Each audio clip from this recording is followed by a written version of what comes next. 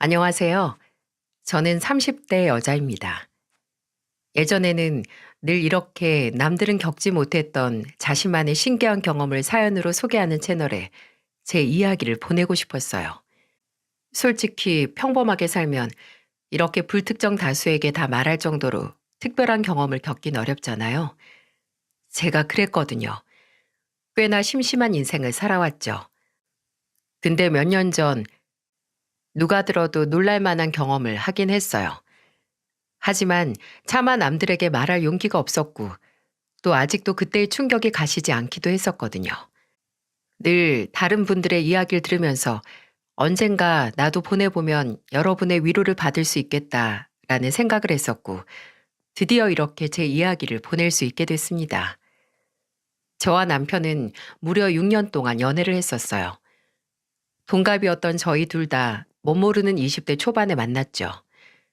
저는 당시 일반 대학에 다니고 있었고 남편은 치대에 다니고 있었는데 저도 학교를 다니면서 취업 준비를 하고 있었고 남편도 6년 동안의 공부량이 장난이 아니라서 연애만 6년이긴 하지만 솔직히 만난 횟수는 그리 많지도 않았어요. 그리고 둘 다 학생이니 밖에서 만날 돈도 없었고 저희의 단골 데이트 장소는 남편 학교 도서관이거나 남편의 반지하 자취방이었죠. 6년이란 시간 동안 만나게 되면 어느 순간 정말 있으면 그냥 자연스러운 공기처럼 편하고 없으면 허전한 가족 같은 사이가 되는데요. 저희 부모님도 남편이 제 남자친구였을 때부터 알고 지내셨고 저도 이전부터 남편의 부모님을 알고 있었어요. 저희 부모님께서는 두 분이서 같이 정육점을 운영하셨는데 고향을 떠나 서울에서 혼자 살면서 공부하는 남편이 안쓰러우셨는지 항상 저를 통해서 좋은 고기를 보내주셨습니다. 남편은 물론 늘 본인을 챙겨주시는 저희 부모님께 감사했고 또 죄송스러워했죠. 내가 나중에 성공하면 꼭 은혜를 갚아야 하는 게 있는데 순영이 너하고 너희 부모님이야. 진짜 나 공부할 때 배 안 곪고 외롭지 않았던 건 다 너하고 네 가족들 덕분이다. 그런 남편은 저희 아버지께서 제가 막 취업을 하고 나서 1년도 안 됐던 해에 뇌출혈로 돌아가셨을 때 장례식에 와서 한참을 울었습니다. 그리고 공부하느라 바쁠 텐데 그만 가라는 저희 어머니의 말에도 3일 내내 장례식을 지키고 낙골당까지 따라와서 제 곁을 지켰죠. 남편은 저희 아버지 사진과 유골함 앞에서 울면서 미리 많이 찾아뵙지 못해 염치 없고 죄송하다고 했고 순영이와 장모님은 본인이 지키겠다고 말했어요. 생각해보면 그게 남편이 처음 제게 한 프로포즈가 아니었나 싶습니다. 남편이 그렇게 저와 제 가족을 본인의 가족처럼 생각을 한 만큼 저도 결혼 전부터 남편의 가족을 제 진짜 가족처럼 생각을 했었어요. 남편의 고향은 강원도였는데 시부모님은 시골 마을에서 배추 농사를 지으셨어요. 근데 그게 규모가 그렇게 크지 않고 작은 하우스여서 형편이 넉넉지 못하셨죠. 시부모님이 믿는 건 개천에서 용나서 서울로 치과 의사가 되기 위해 온 남편뿐이었고 그런 남편 곁에서 가족을 대신해서 챙겨주는 제게 정말 고마워하셨어요. 연애 3년 차에 남편이 고향에 가는데 부모님이 저를 만나고 싶어 하신다고 같이 가지 않겠냐고 했을 때 처음 남편의 본가로 함께 가서 시부모님을 처음 뵀었죠. 아니 몇 달 전에 서울 가서 명민이 자취방에 들렀는데 이 녀석 냉장고에 제육볶음 재운 게 들어있는 거야. 나는 도무지 해준 기억이 없는데 누가 얘한테 그런 걸 주겠어. 근데 그게 다 순영이네 어머님께서 해주신 거라니 이거 죄송해서 어쩌니 따로 인사도 못 드렸는데. 아니에요. 그냥 가게에서 고기 손질하고 남은 거에 양념만 해서 가져다 준 건데요 뭘. 저희 어머니도 명민이를 거의 아들처럼 생각하셔서 혼자 살면서 대충 한 끼 때울까 걱정하시거든요. 나랑 명민 엄마가 명민이 서울 보내고 얘가 먹을 거 제대로 못 챙겨 먹으면서 공부할까봐 그게 제일 걱정이었거든. 근데 우리 아들이 무슨 재주로 공부하면서 이런 아가씨를 다 만났을까? 우리가 순영이 덕분에 밤에 다리 쭉 펴고 잔다. 순영이는 바로 취업한다고 했지? 네. 아마 방학에 인턴 나갔던 마케팅 회사로 갈 것 같아요. 아유, 참 야무져서 벌써 자리도 잡고 대단도 하다. 순영이 회사 다니면 아무래도 명민이 보필 더 안정적으로 할 수도 있고 잘 됐네. 잘 됐어. 시부모님은 저를 남편의 수호천사 정도로 생각하셨어요. 그도 그럴 것이 제 앞가림도 막막했던 나이에 혼자 살면서 공부하는 남편을 챙겼으니까요. 남편 자취방을 제 집 드나들듯 하면서 밥 챙겨주고 또 오래 앉아 있느라 운동을 못하니 영양제 챙겨주고 또 생활비가 없을 때는 제 월급을 반으로 나눠서 남편에게 준 적도 덜어 있었습니다. 물론 남편도 간혹 가다가 아르바이트를 했지만 그것도 못하고 시부모님께서 자취방 월세를 못 보내주시는 날이 있으면 제가 월세를 대신 내준 적도 있답니다. 그때는 솔직히 그게 당연하다고 느껴졌어요. 내가 사랑하는 사람이고 이 사람이 본인의 꿈을 위해 노력을 할 때 제가 대신 공부를 해줄 수는 없으니까 도울 수 있는 방법이 있다면 뭐든 했던 거죠. 제가 그런 도움을 남편에게 줄 때마다 남편이 시어머니에게 말을 했는지 시어머니께서 제게 연락을 해오셨는데요. 명민이가 성공하면 다 순영이 네 덕분이라고 고맙다는 말을 하셨어요. 명민이한테 뭐 필요한 거 있나 전화하면 다 순영이가 먼저 해줬다고 괜찮다고 하더라. 우리가 순영이 너한테 참 고마운 게 많어. 순영아, 몇 년만 고생해라. 명민이 저 치과 의사 되면 그거 다 네가 덕보는 거니까. 이때까지만 해도 이런 말들이 이상하게 들리지 않았습니다. 그냥 어른으로서 나중에 내 시어머니가 되실 분으로서 할 수 있는 말이라고 생각을 했어요. 근데 나중에 시간이 좀 많이 흐른 뒤에 제 친구가 그러더라고요. 진짜 정상적인 사람이었다면 다 큰 아들을 동갑내기 여자친구에게 맡기지 않았을 거라고. 마냥 고마워하기보다는 미안해할 것이고 너도 네 인생이 있고 네 앞가림하기 바쁜데 네 부모님께 죄송해서라도 그렇게 희생하고 헌신하는 걸 말렸을 거라고 하더군요. 근데 생각해보면 그게 맞는 말이죠. 딸뻘 되는 제게 본인 아들 뒤치다꺼리를 맡긴다는 게 마음 편한 일은 아니잖아요. 저도 남편을 위해 이렇게까지 했던 나란 사람에 취해서 시부모님이 저를 열려놨다고 칭찬하는 걸 그냥 좋게만 들었던 거죠. 그리고 그때는 결혼 전이라 할지라도 시어머니를 포함해서 시댁 식구들이 저를 정말 가족처럼 대해줬었어요. 특히 저는 제 시누이와 가까웠고 지금까지도 잘 지내고 있는데요. 시누이는 남편이 졸업 후 면허 시험을 볼 때쯤 일찍 결혼을 했어요. 시누이 남편이 서울로 직장을 옮기게 돼서 이사를 오게 됐고요. 남편과 시누이는 원체 사이도 좋고 친구처럼 지냈는데 사는 곳이 가까워지니 저도 자주 얼굴을 보게 됐죠. 그리고 시누이 성격이 진짜 유쾌하고 좋아서 친해질 수밖에 없었습니다. 시누이 신혼집이 제가 다니던 회사에서 가까워서 종종 남편 없이 저 혼자서도 놀러 갈 정도로 친해졌는데 시누이가 저만 보고 하는 말은 바로 이거였어요. 언니, 우리 오빠랑 대체 언제 결혼할 거예요? 그 인간이 언제 식 올리자고 안 해요? 이제 인턴이니까 아마 레지던트 되고 나서 하는 게 낫지 않을까 해요. 어차피 모은 돈도 얼마 없는데요. 오빠 진짜 복 받았네. 저라면 6년 동안 나 기다리게 한 남자 답답해서 가만히 안 뒀을걸요? 그리고 언니가 여간 고생한 게 아니잖아요. 진짜 무슨 복인지 박명민 씨 인복 하나 타고났다니까. 그렇게 말하던 시누이는 진짜로 속이 답답했는지 남편에게 직접 말을 했나 보더라고요. 남편이 서로 상의를 했던 것보다 더 일찍 제게 프로포즈를 했으니까요. 나중에 그 프로포즈를 받아들이고 나서 남편에게 듣기로는 시누이가 무섭게 경고를 했다고 하네요. 이러다 새언니가 오빠 버리면 어떻게 할 거냐고, 새언니한테 미안하지도 않냐고. 어차피 결혼 준비도 새언니가 알아서 할 텐데 오빠는 고작 병원 인턴하면서 결혼식장에서 턱시도 입고 신랑 입장할 시간도 없냐면서 말입니다. 성격 한번 시원시원한 시누이 덕분에 저희는 6년의 결실 끝에 결혼을 할 수 있었어요. 부모님에게 저희의 결혼은 어차피 예견됐던 거라서 새삼스러울 것 없었어요. 근데 이때부터 좀 찜찜했습니다. 시부모님이, 아니 시어머니께서 예정보다 앞당겨진 결혼식을 탐탁지 않아 하셨기 때문이었죠. 결혼 소식을 알리러 간 자리에서 명민이가 모아둔 것도 없는데 그냥 같이 살기만 하다가 조금 더 자리 잡으면 그때 시골려도 늦을 것 없다고, 아직 둘 다 30 전인데 뭐가 급하냐고 하셨어요. 그때는 그냥 걱정돼서 하시는 말이겠지 하고, 저도 남편도 걱정 마시라고, 요새 젊은 사람들 중에 다 준비되고 결혼하는 사람 몇이나 되냐고 했죠.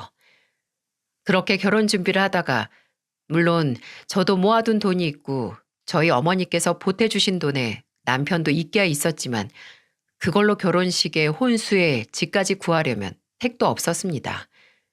그리고 시부모님께서는 형편 때문에 도움을 안 주시는 거나 마찬가지였고요. 그래서 남편하고 저는 대출을 알아봤는데, 다 따지고 보니 혼인신고를 하고 신혼부부 대출을 받는 게 제일 낫겠더라고요. 그래서 결혼식 올리기 전에 혼인신고부터 할 예정이었는데, 얼마 지나지 않아서 시어머니께 연락이 왔어요. 너희 혼인신고부터 하려고 하니? 요새 젊은 애들은 일부러 나중에 혼인신고를 한다는데 너흰 왜 그러니? 네가 명민이한테 혼인신고부터 하자고 했니?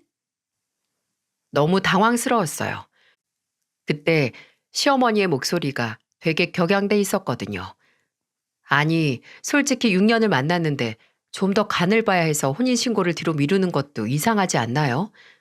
물론 사람 일이 앞으로 어떻게 될지 모르는 거지만, 예전에는 결혼해서 명민이 덕 보면서 살아라 라고 입이 마르게 말씀하시던 분이 왜 갑자기 혼인신고를 빨리 하는 거냐고 저를 타박하시는지 당황할 수밖에 없었어요.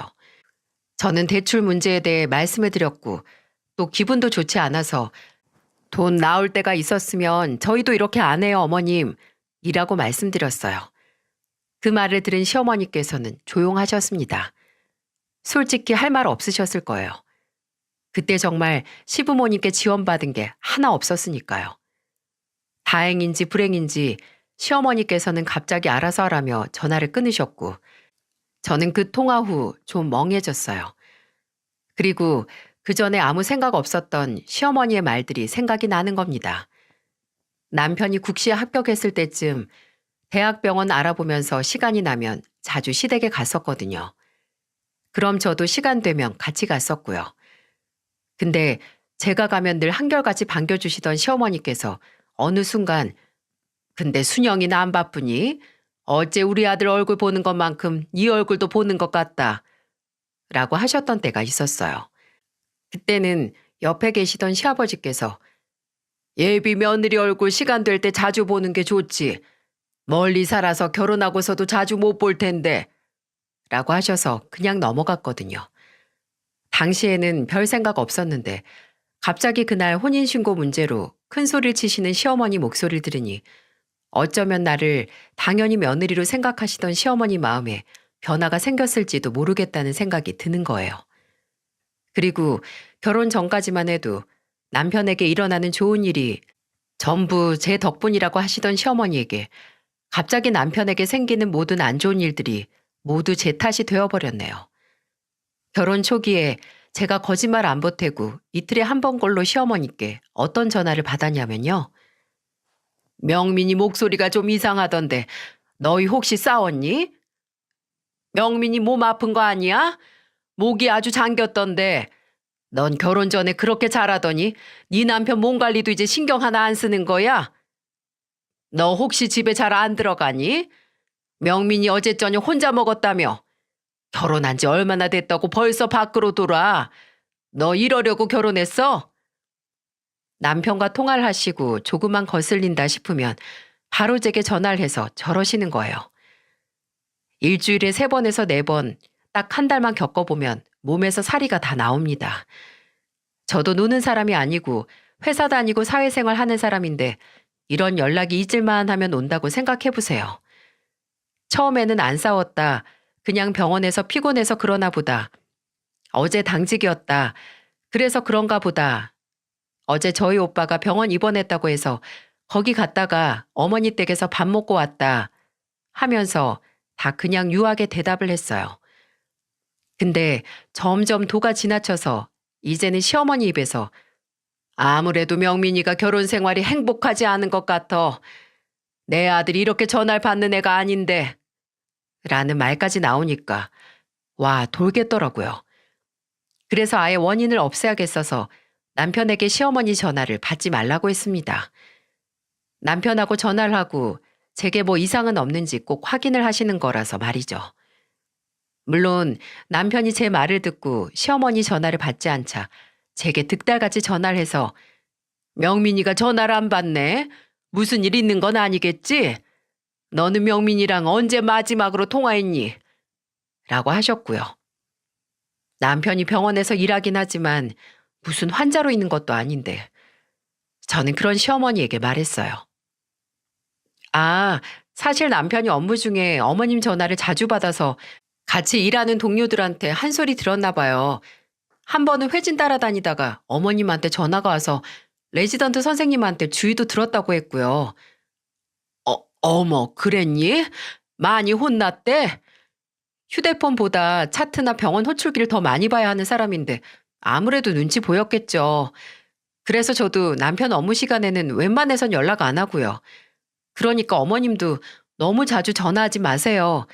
문자 보내셔도 금방 답장 올 거라 기대도 하지 마시고요. 시어머니가 남편이 회진 도는 중에 전화를 하신 건 사실이에요.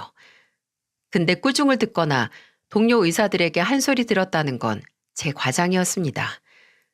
그저 시어머니가 제발 아들이나 며느리인 저를 가만히 뒀으면 해서 살짝 거짓말을 한 거였어요. 다행히 시어머니는 그 후로 남편에게 집착에 가까운 연락은 하지 않으셨습니다. 의사된 아들이 행여 병원에서 밉보여서 출세길에 이상이라도 갈까 무서우셨겠죠. 근데 한동안 연락은 안 하시다가 이제는 아예 찾아오시더라고요.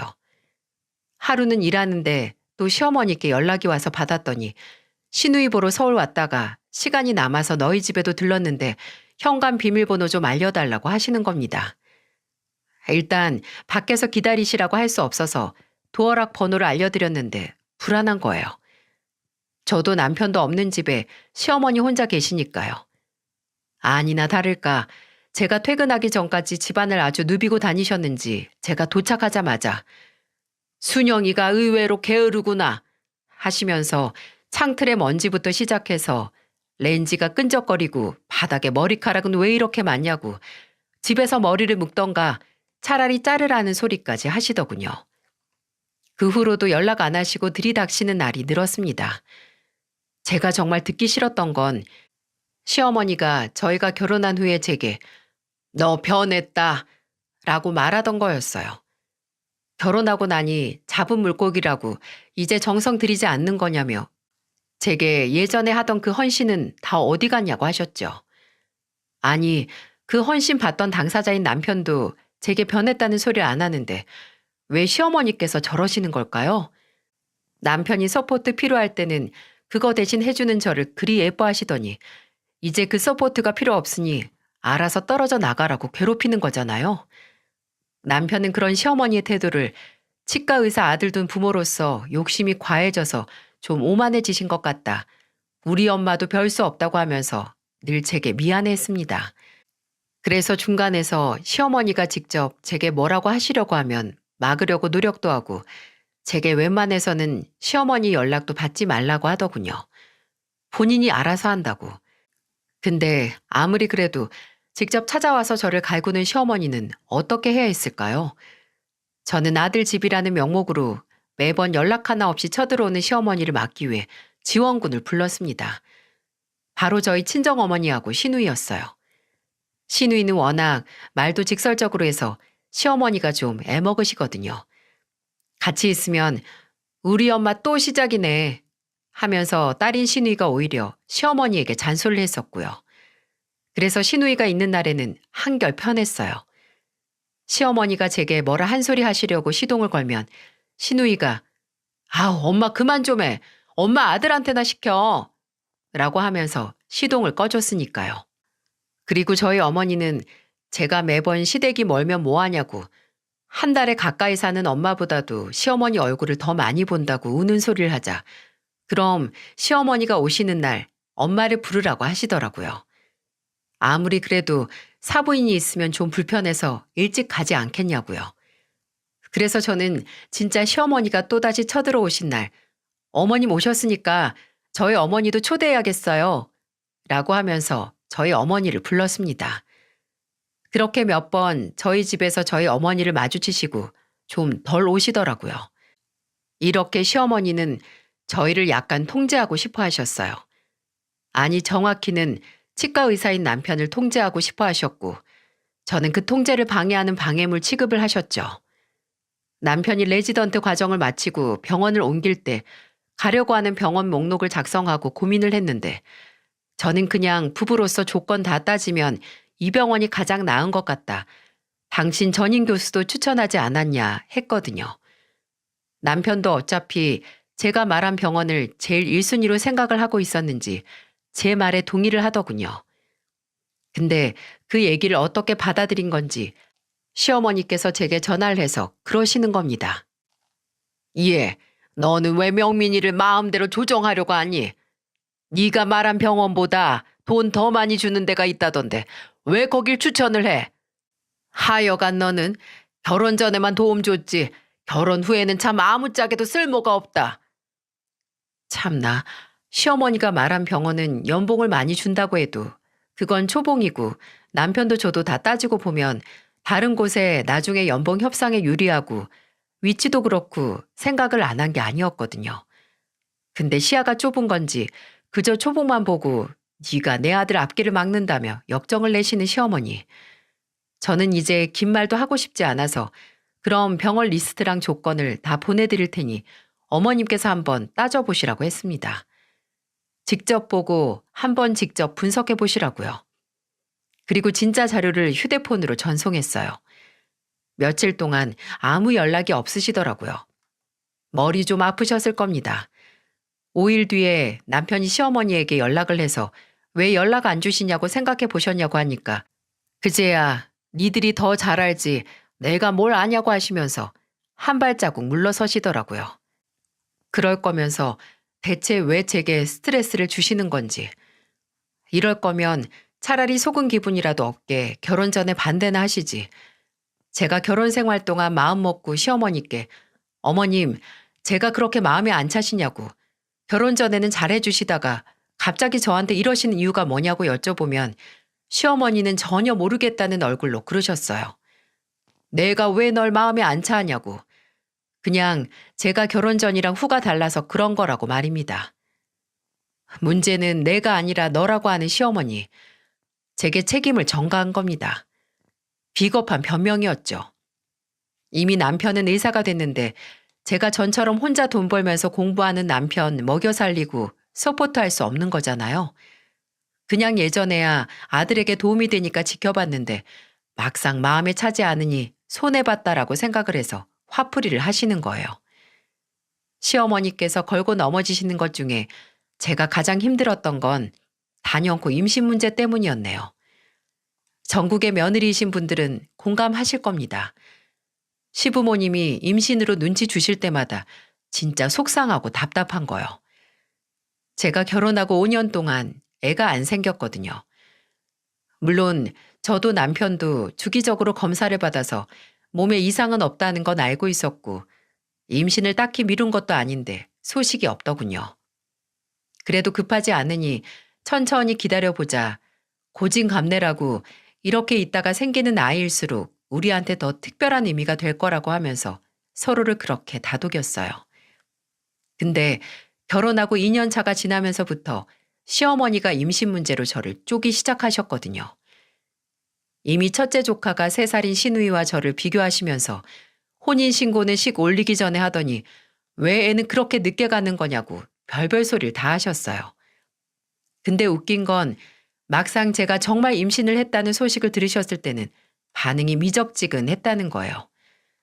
그냥 뭐 축하한다 장하다 이런 말은 아예 기대도 안 했는데 대뜸 너 나이가 35인데 너무 노산 아니냐 이런 소리만 하셨네요. 저는 그 전에 건강검진에서 나이는 35이라도 신체 나이는 그것보다 젊게 나왔고 산부인과에서도 문제 없다고 했다고 걱정 마시라고 했어요. 그랬더니 뭐라고 하시는 줄 아세요? 그래, 건강해서 좋겠다. 라고 하셨어요. 그 후에도 남편이 전화를 드려서 제 몸 상태나 임신에 대한 이야기를 하면 왠지 듣기 싫어하시고 다른 얘기를 꺼내시는 것 같더라고요. 그 당시 시누이가 저보다 2달 일찍 임신을 해서 둘째를 가졌는데 처음에는 이미 시누이의 임신 소식을 듣고 무덤덤해지셨나 했지만 아예 듣고 싶지 않아 하시는 것 같으니 기분이 좀 이상했어요. 근데 진짜 이상했던 건 임신 5개월 정도 됐을 때 저희 집으로 배달된 상자였습니다. 시댁에서 온 거였는데 택배 상자에 든 건 다름 아닌 한약이었어요.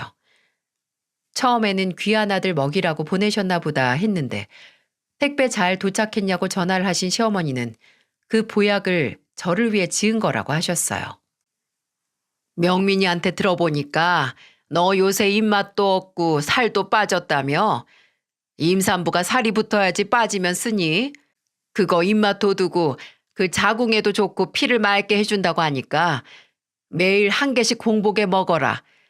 네 시아버지 친구가 효과 좋다고 한 집 가서 지은 거니까 싹 먹어. 아우, 이런 거 안 보내셔도 되는데 감사합니다, 어머님. 정말 잘 먹을게요. 아니다. 내가 경황이 없어서 일찍 못 보내주고 이제서야 보내주네. 늦기야 늦었지만 늦은 만큼 귀한 손주 가진 거니 음식 잘 챙겨 먹고 그 한약도 잘 챙겨 먹어서 건강한 아이 낳으렴. 꿈인가 했습니다. 살다 살다 시어머니께 이렇게 챙김을 받을 줄이야. 물론 여러분은 시어머니의 이런 행동이 수상하다고 생각하시겠죠? 근데 지극히 상식적으로 평범하게 생각을 하면 시어머니가 임신한 며느리에게 다른 꿍꿍이가 있다는 게 더 이상하잖아요. 차마 혹시? 라는 생각은 못하고 그저 감사히 잘 먹고 진짜 건강한 아이를 출산해야지 이런 생각을 했어요. 그래도 임신했을 때는 특히나 한약을 가려 먹어야 하잖아요. 그래서 남편이 시어머니께 전화를 해서 이거 임신했는데 먹어도 되냐고 따로 처방을 받고 지어야 하는 거 아니냐고 했어요. 그랬더니 시어머니께서는 괜찮다고 체질 상관없이 그냥 임산부들 몸보신하는데 먹는 거라고 하셨습니다. 걱정하던 건 해결이 되긴 했지만 사실 제가 원래 한약을 정말 못 먹고 그 약재 특유의 냄새를 기겁하거든요. 수험생일 때 부모님이 지어준 한약도 안 먹고 가방 안에서 섞이다가 결국 터트려서 사단을 낸 게 바로 접니다. 그래도 이게 평생 몇 번 오는 기회도 아니고 그 시어머니가 보내주셨다니 먹으려고 시도는 했어요. 하지만 딱 한 번 입에 머금었다가 바로 뱉은 후로 냄새도 못 맡겠는 거예요. 시어머니가 주기적으로 연락을 하셔서 약은 잘 먹냐, 몸은 괜찮냐 물으시면 잘 먹고 있다고 대답은 하긴 했지만 처음 한 봉지를 한 입 먹고 버린 뒤에 나머지 봉지들은 까보지도 않았어요. 남편도 냄새 맡고 이건 진짜 먹을 게 못 된다고 한 걸 임산부가 잘 먹기는 힘들었죠. 근데 그때는 차마 맡을 수도 없었던 그 고약한 냄새가 저와 제 아이의 목숨을 살릴 거라는 걸 누가 알았겠어요? 한약을 받고 몇 주 시간이 지나고 시누이가 저희 집에 놀러 온 날이 있었어요. 사는 곳도 가까워서 자주 놀러 왔었는데 시누이가 입덧이 심해진 이후로 못 오다가 오랜만에 온 거였거든요. 이제는 입맛이 팍팍 돌아서 하루에 4-5개 먹는다는 시누이에게 토스트 구워주고 고기 구워주고 과일 깎아주고 했는데 그러다가 식탁 옆에 있는 한약이 든 박스를 보고 시누이가 말했어요. 이건 뭐예요? 한약이네? 오, 오빠가 언니 먹으라고 지어왔나 봐요? 아주 지극정성이셔. 아, 그거 남편이 아니고 어머님이 보내주셨어요. 어머, 우리 엄마가 웬일이야? 이제 정신 좀 차리셨나? 근데 웃긴다. 나 임신했을 땐 이런 거 하나 없었는데. 아가씨는 나보다 젊잖아요. 나는 노산이라고 챙겨주신 것 같은데 아가씨한테는 필요가 없는 거니까 안 주신 거겠죠. 노산은 무슨 언니랑 나랑 나이 차이 얼마나 난다고. 다 흘려들어요. 우리 엄마 옛날 사람이라 아주 20대 중반에 딸린 자식 셋은 돼야 한다는 마인드라니까요. 근데 어째 박스에 한가득이네? 먹은 지 얼마 안 됐나 봐요? 아니, 보내주신 지는 한참 됐는데 내가 도저히 못 먹겠더라고요. 일단 어머님한테는 매일 먹고 있다고 하긴 했는데 아가씨, 이거 비밀이에요. 막상 보내주셨는데 안 먹으면 또 뭐라 하실 거 아니에요. 걱정 마요. 말 안 해요. 근데 얼마나 끔찍한 맛이길래 이렇게 남겼어요? 언니, 이거 어차피 임산부 먹는 용으로 지은 거죠? 그럼 나도 먹어도 되나? 그렇긴 한데 한약 막 먹긴 좀 그렇지 않아요? 아가씨 한약 먹고 싶으면 내가 지어다 줄게요. 아니, 됐어요. 그냥 궁금해서요. 그리고 내가 약발이 기가 막히게 봤거든요. 저 하나 먹어볼게요. 그렇게 말한 신우이는 하나를 따서 바로 쭉 마셨습니다. 근데 반절 먹고 너무 쓰다고 언니가 왜 못 먹었는지 알겠다며 안 먹더라고요. 그리고 나서 입가심한다고 냉장고에 있던 아이스크림 꺼내서 먹었는데 한 3, 40분 정도 지났을까요? 신우이가 갑자기 배가 아프다고 하는 겁니다. 언니, 나 이거 왜 이러지? 갑자기 배가 아파요. 아프다고 부여잡는 신우의 배를 만져보니 돌처럼 땅땅하게 굳은 겁니다. 신우이는 갈수록 통증이 심해진다고 했고 나중에는 땅에 주저앉아서 일어서지 못했어요. 저는 바로 구급차를 불렀고 신우이는 가까운 대학병원으로 옮겨졌어요. 구급차 안에서 많진 않았지만 약간의 하혈도 했는데 저는 진짜 신우이와 뱃속의 둘째 조카가 어떻게 되는 줄 알고 제정신이 아니었습니다. 응급실에서 신우이가 진정제를 맞고 피검사와 복부 초음파를 할 때 저는 신우이 남편에게 전화를 해서 이 사실을 알렸고 또 남편과 시어머니께도 연락을 드렸어요. 멀리 계셔서 바로 못 오시는 시어머니께는 일단 신우이 상태가 안정이 됐을 때 연락을 드렸고요. 어머님, 저 순영인데요. 지금 아가씨 응급실 같이 왔어요. 응급실? 너 어디 아프니? 어디 잘못됐어? 아니요. 저는 같이 있다가 따라온 거고 아가씨 몸에 문제가 생겨서 아니 아까 배가 아프다고 잠깐 쓰러졌었는데 지금 수액 맞고 진정은 된 상태고요. 아직 검사 결과는 기다리는 중이에요. 뭐? 아니 희진이가 왜 쓰러져? 희진이가 왜? 저는 놀란 시어머니께 상황을 설명했습니다. 저희 집에서 같이 있다가 갑자기 배를 쥐어잡고 주저앉았다고요. 일단 의사가 뱃속 아기에게 별다른 이상이 보이지 않으니 걱정 말라고도 말씀을 드렸고요. 그래도 시어머니께서 진정을 못하시고 대체 뭘 한 거냐고 신우이가 뭐 잘못 먹은 거 아니냐고 추궁을 하기 시작하셨고 저는 그날 저희 집에서 먹은 음식을 이야기하다가 신우이가 제게 보내주신 한약을 좀 먹었다고 말했습니다. 근데 그 말을 하자마자 시어머니가 미친 듯이 소리를 지르기 시작했어요. 희진이가 그걸 왜 먹어? 그거 너 먹으라고 보내준 거 아니야? 임산부가 한약 잘못 먹었다가 어떻게 될 줄 알고 그걸 주냐고?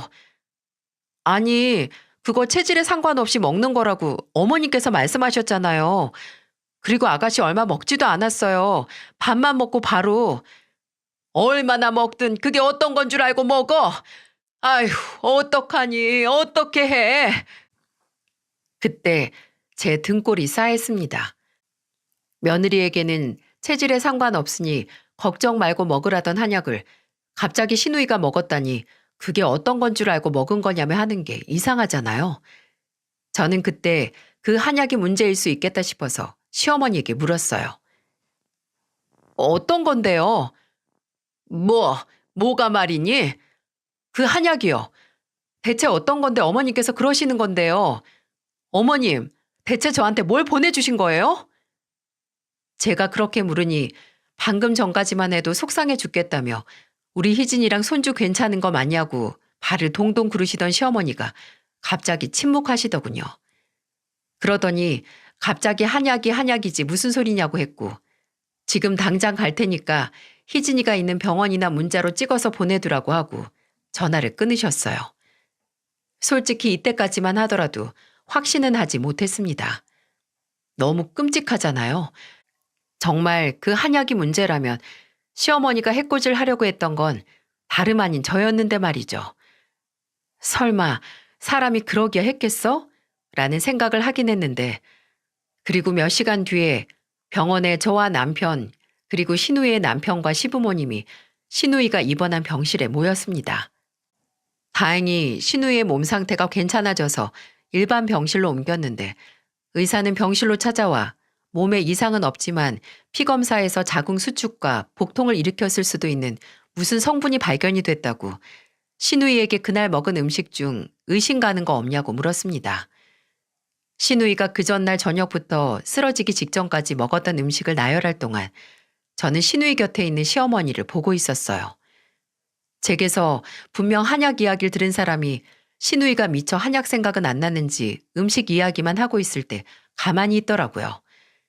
저는 만약 내가 생각하는 게 아니더라도 여기서 확인을 해야겠다 싶었고 신우이가 먹은 음식을 다 말했을 때 입을 열었어요. 아가씨, 한약도 먹었잖아요. 우리 집에 있던 거. 아, 맞다. 임산부한테 좋다는 한약도 먹었어요. 아, 당신 먹으라고 엄마가 보내주신 거? 근데 난 못 먹었잖아. 그게 처방도 필요 없고 그냥 체질에 상관없이 먹을 수 있는 한약이라고 했죠, 어머님? 안 먹었다고? 너 분명 나한테는 먹었다고 했었잖아. 아, 죄송해요. 도저히 써서 못 먹겠더라고요. 원래 한약 잘 못 먹고 내원하시는 임산부들이 간혹 있어요. 근데 임산부용으로 지었으면 검사 결과가 이렇게 나올 수가 없는데 혹시 무슨 약재 썼는지 대표적으로 생각나는 거 있으신가요? 제 말을 들은 의사가 시어머니를 향해 물으니 시어머니는 대답을 하지 않고 눈을 피하는 게 아니겠어요? 그러더니 기억이 안 난다며 오히려 큰 소리를 치는 겁니다. 아유, 내가 그걸 어떻게 다 기억을 해요. 내가 직접 지은 것도 아니고. 그리고 분명 그 선생이 체질 상관없다고 임산부면 다 먹어도 된다고 했어요. 그러니까 내가 며느리 준 한약 때문에 이럴 일은 없어. 알아들어요? 근데 어머님, 아까 저한테는 아가씨가 그게 어떤 건 줄 알고 먹은 거냐고 하셨잖아요. 뭐 아가씨가 먹으면 안 되는 성분이 들어서 그렇게 말씀하신 거 아니에요? 내가 먹으면 안 되는 거요? 엄마, 그게 무슨 소리야? 내가 뭘 먹으면 안 되는데? 빨리 말해요. 아, 나 정말 죽을 뻔했어. 내 애도 잘못될 뻔했고. 맞아요, 장모님. 이거 확실히 이야기해 주셔야 해요. 내가 언제 그런 소리를 했다고 그래. 아, 순영이 제가 생사람 잡네. 나는 그냥 임신도 안 해가 남이 먹는 한약 덥석 먹었다는 말에 속이 상해서. 근데 엄마가 그거 이 사람 줄 때는 임산부면 다 먹어도 된다고 했었잖아요. 아, 뭔데 그래요? 뭐 우리가 알면 안 되는 거라도 들어있는 거예요? 병실안 분위기가 순식간에 가라앉았고 식구들이 시어머니를 추궁을 하게 됐습니다. 의사 선생님은 그럼 나중에 약재를 알게 되면 따로 말씀해달라고 하시면서 나가셨지만 아직 추궁은 끝난 게 아니었어요. 남편과 시누이는 대체 뭐냐고, 왜 말을 못하냐고 연신 시어머니를 쪼아댔고 시어머니는 모른다고 그냥 한의사한테 부탁만 한 거라고만 했습니다. 그러다가 남편이 시아버지께 말했어요. 아버지, 그 약방 아버지 친구분이 아시는 데라고 했죠? 친구분한테 전화해서 약방 번호 좀 알려달라 하세요. 직접 물어보게요. 아이 참 얘가 왜 이래? 뭘 그렇게까지 한다고 하니? 엄마가 아니라고 하면 좀 아닌 줄 알고 있지. 남편이 시아버지에게 바로 약방 연락처를 알려달라고 하자 시어머니가 펄쩍 뛰시는 게 아니겠어요? 그리고 시아버지께서 주머니에서 휴대폰을 꺼내자 그걸 빼앗아 들기까지 했습니다. 이미 행동으로 그 한약에 뭔가 문제가 있다는 걸 증명한 거나 마찬가지였죠. 병실 안에 있는 가족들이 모두 한마음으로 시어머니를 추궁했습니다. 당장 말하라고. 대체 뭘 한 거냐고 몰아붙였죠. 그러니 나중에는 시어머니가 아예 시누이가 누워있던 침대에 풀썩 주저앉아서 우시려고까지 하시는 거예요. 그런 시어머니를 보면서 남편은 한숨을 쉬면서 다시 한번 말했어요. 엄마, 어차피 약방에 전화하면 바로 아는 거니까 괜히 나중에 일 더 크게 만들지 말고 그냥 여기서 말해요. 얼른. 네? 사람 미치게 하지 말고 말 좀 해달라고요, 좀. 그만 좀 해, 그만. 그래, 내가 순영이 제 뱃속에 애 떼려고 약 지어다 보냈다. 됐니? 뭐라고요? 엄마, 지금 무슨 소리예요? 당신 제정신이야? 아니, 애를 떼다니, 그게 무슨 소리야? 그렇게 몇 년 동안 안 생기던 게 왜 이제야 생긴 건지, 하필 왜 지금에서 생긴 건지 시간을 되돌릴 수도 없고, 그렇다고 낳고 나서 너네 헤어지라고 할 수 없어서 내가 애 없애려고 했다. 없애려고. 참, 악마가 해도 무시무시할 말을 당당하게 잘 하시더라고요. 제 배를 가리키며 애를 떼려고 했다는 말을 하는 시어머니를 보고 온몸에 소름이 끼쳤습니다. 시어머니는 위염에 좋은 약재가 있는데 그게 옛날부터 임산부가 먹으면 치명적이라고 큰일 난다고 하던 게 있었대요. 그래서 그걸 제게는 임산부에게 좋다고 속여서 보내고 제가 그걸 먹고 애가 떨어지길 기다렸다는 겁니다. 이 끔찍한 계획의 이유를 차마 안 물어볼 수가 없었는데 남편이 제정신이냐고 왜 이런 짓을 했냐고 묻자 시어머니는 이렇게 말했습니다. 너 막 임신했을 때 미숙이가 연락이 왔었어. 당신 친구, 그 식당 한다는 여자. 예전에야 식당 했지. 늦게 재혼해서 남편하고 땅 투자하다가 돈을 얼마나 많이 벌었는데 그 여자 앞으로 된 건물만 2개야, 2개. 근데 얼마 전에 지 딸 3년 살다가 못 참고 이혼했다고 하는 거야. 그리고 하는 소리가 명민이 너무 일찍 결혼했다고. 아직까지도 총각이면 지 딸이랑 결혼시켜서 벌써 서울 목 좋은데 치과 개원해 줬을 거라고 하는 거야. 그 후로도 너 아직도 잘 사냐고, 뭐 헤어질 김이 안 보이냐고 하는데 내가 내 돈으로 내 아들 병원 차려줄 능력은 없어도 다른 방법으로 병원 차려줄 수 있는데 뭘 못하겠어. 그래서 그랬다고요? 그게 이 사람 뱃속에 내 자식 없애가면서까지 할 수 있는 일이었다고요? 엄마 진짜 미쳤어요? 이거 살인이야, 살인. 엄마 손으로 엄마 손주 죽이려고 했던 거라고요. 그리고 정말 잘못했다가 이 사람까지 잘못됐으면 어쩔 뻔했어. 희진이도 지금 이러고 있는데 산모한테는 문제 없을 거라고 했어. 그냥 애만 떨어진다고 했단 말이야. 그리고 희진이도 얘도 괜찮잖니? 너 애초에 네가 순영이 얘 말고 돈 좀 있는 마누라 얻었어 봐. 이 엄마가 이렇게까지 했겠냐? 그저 예정 못 잊고 지 앞길 지 손으로 막아놓고 왜 큰 소리야? 이미 시어머니는 제정신이 아닌 것 같았어요. 엄연히 피해자가 있고 본인 손으로 본인의 딸과 손주를 잘못되게 할 뻔한 사람이 너무나 태연하고 당당하더군요. 도저히 제정신이 아닌 사람에게 말해봤자 무슨 의미가 있을까 싶긴 했는데 그때 침대에 있던 신우이가 말했어요. 엄마, 나가. 희진아, 나가라고. 나 2번 다시 엄마 보고 싶지 않아. 나도 애도 괜찮다고? 그게 변명거리가 된다고 생각해? 희진아, 엄마가 너한테 이러려고 한 게 아니고. 됐어. 그게 뭐가 중요해? 그 한약을 먹은 게 나나 세연이나 어쨌든 엄마는 임산부 뱃속에 있는 애 유산시키려 한 거잖아. 그런 계획까지 한 엄마, 난 도저히 끔찍해서 볼 수가 없어. 그러니까 나가. 그리고 나 볼 생각도 하지 마. 그리고 엄마가 죽일 뻔한 내 애도 볼 생각하지 말고. 시어머니의 끔찍한 계획의 희생양이 될 뻔한 신우이는 크게 분노를 했습니다.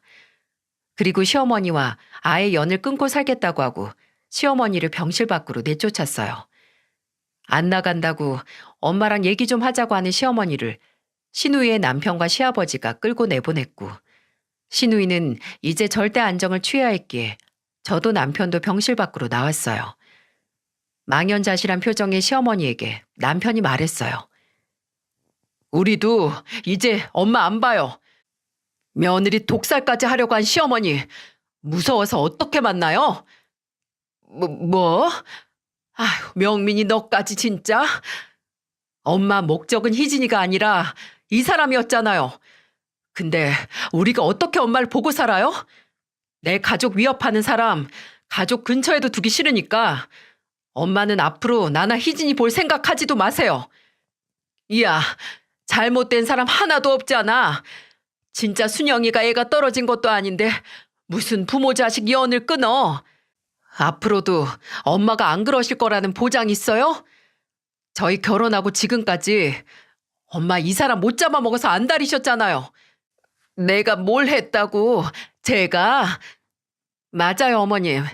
어머님 저 끝까지 어머님 아들 아내로 인정 안 하셨어요. 그것도 겨우 아들 병원 하나 개원해줄 능력도 돈도 없다는 이유로. 근데 어머님, 이 사람 면허 따기 전까지 제가 무슨 일을 했는지 그건 다 까먹으셨나 봐요?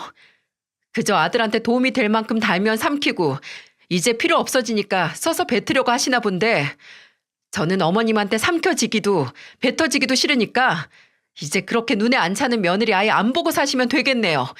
서로 마음 편하게. 저희는 남편을 붙잡은 시어머니를 떼어내고 병원을 나섰습니다. 다행히 신우이와 뱃속의 아기에게는 문제가 없었고 이틀 입원하다가 퇴원을 했어요.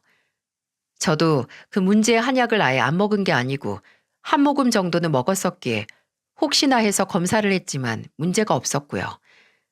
신우이는 그날 말했던 것처럼 시어머니의 모든 연락을 무시하고 심지어 서울까지 찾아온 시어머니를 피해 본인의 시댁으로 가서 지내기도 했어요. 물론 저희 집에도 찾아왔지만 저희도 만나주지 않았고요.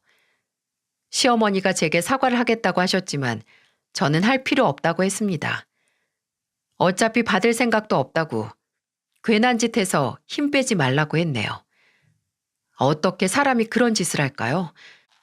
완전한 남이 임신을 했는데 몸에 이상이 있다고 해도 걱정이 되는 게 사람의 측은지심인데 본인 피부치를 없애려고 그렇게 비열한 계획까지 하다니 대체 어떻게 된 정신머리면 그럴 수 있냐고요. 신우이도 저도 몇 달 뒤 걱정했던 게 무색할 만큼 건강하게 출산을 했지만 그때도 역시 시어머니에게는 연락을 하지 않았습니다. 혹시 시아버지에게 저희가 출산한 병원이나 조리원을 알려드리면 시어머니가 쫓아오실까봐 시아버지께 비밀로 하고 사진만 보내드렸어요. 놀랍게도 그 후로 2년 동안 시어머니를 안 보고 살고 있습니다. 솔직히 시어머니라고 부르고 싶지도 않네요. 처음에는 이 일은 저희 어머니께서 속상해 하실까봐 말씀을 안 드렸는데 저희 오빠가 새언니에게 말하고 새언니가 어머니에게 알리는 바람에 아들이 태어난 후에 다 들통나고 말았어요. 어머니는 당장 고소를 할 거라고 이건 살인미수나 다름없다고 길길이 날뛰셨고 그 마음은 100번 이해를 했지만 저는 어머니를 말렸습니다. 이미 본인의 한참 잘못된 행동으로 자식 둘을 잃은 거나 마찬가지라고 고소당해서 수감되는 것보다 어쩌면 더한 벌을 받은 거나 다름없으니 그냥 넘어가자고 했어요. 그리고 그 벌을 받은 시어머니는 지금까지도 어떻게 해서든 용서를 받기 위해 홀로 외로운 춤을 추고 계십니다. 잊을만 하면 연락하고 찾아오시기도 하지만 저도 그리고 신우이도 모른 척하고 있어요.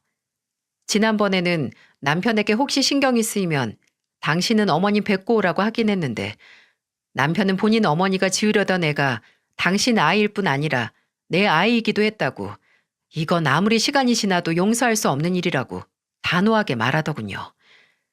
저는 제 몸이라서 더 많이 화가 나고 예민했던 거지만 남편도 본인의 가족을 위협했다는 사실에 단단히 마음을 먹은 것 같았어요. 그럴 수밖에 없겠죠. 아무리 가족이라도 결코 용서할 수 없는 일이 있기 마련이니까요. 앙금은 언젠가 눈 녹듯이 녹을 수 있다고 하지만 저는 아마 시어머니에 대한 원망과 두려움이 결코 사라지지 않을 것 같아요. 왜냐하면 그런 일이 있었다는 게 거짓말처럼 하루가 다르게 크는 제 아들을 볼 때마다 하마터면 이렇게 예쁜 내 아들을 잃었을 수도 있었다는 생각이 들면서 오히려 그 원망이 더 커지고 있었거든요. 그리고 그 이야기를 신우에게 했더니 제 말에 10분 공감을 하더군요. 제 친구들에게도 차마 말하지 못한 이야기를 이렇게 후련히 하니까 제 속이 좀 편해지는 것 같습니다. 제 사연을 많은 분들에게 쏟아낸 만큼 제 속이 한결 가벼워져서 그 끔찍한 사건이 그저 과거이고 지나간 일이 돼서 저희 가족에게 없었던 일이 됐으면 좋겠습니다. 이야기를 들어주셔서 정말 감사합니다. 꽃피는 봄, 소중한 가족들과 좋은 추억 많이 만드시길 바랍니다.